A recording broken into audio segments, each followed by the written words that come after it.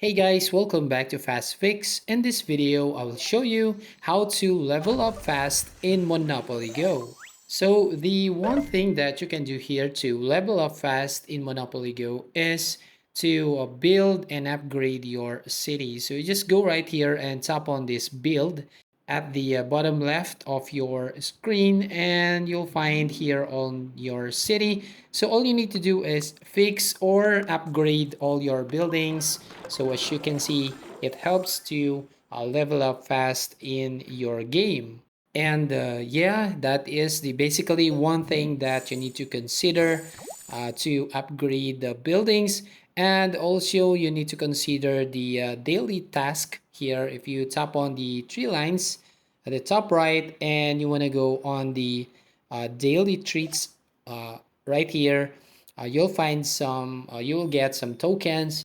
It will help you to level up faster in Monopoly Go. So if you want to build more buildings and structures, you need to play and get here on shutdown, or you need to shut down some buildings of your opponent's city.